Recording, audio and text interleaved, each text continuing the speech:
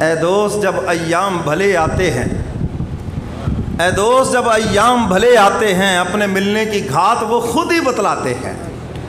جب انسان کا مقدر سنورتا ہے تو پھر اللہ تعالیٰ وہ چیز اس کے دل میں بٹھا دیتے ہیں، پھر اپنی لگن اور اپنے محبوب کی محبت اس کے دل میں بٹھا دیتے ہیں، اور یہی محبت اس کو کھینچ کھینچ کے منزل تک پہنچا دیتی ہے۔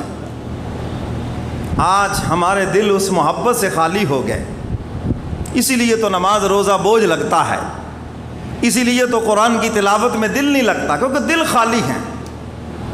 آنکھ سے آنکھ ملی، دل سے دل نہ ملا۔ آنکھیں تو ملی ہیں، دل نہیں ملا۔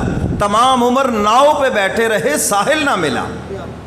اور جس دن دل مولا سے مل گیا اس دن نماز میں بھی مزہ آئے گا، روزے میں بھی مزہ آئے گا، اس دن قرآن کی تلاوت میں بھی مزہ آئے گا۔ کوئی دکھ تکلیف بھی پہنچے گی تو زبان پہ کوئی شکوہ شکایت نہیں آئے گی،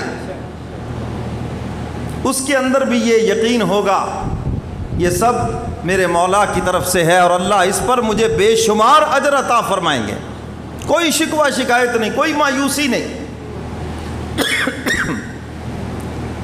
اور جب تک اللہ تعالیٰ کے تعلق سے اور اس کی محبت سے دل خالی ہیں، نماز روزہ بوجھ ہے، پڑھتے بھی ہیں تو بوجھ سمجھ کر گلے سے اتر جائے، گلے سے جلدی سے جان چھوٹ جائے، جلدی جلدی نماز ہو جائے، جلدی سے جمعہ، جلدی۔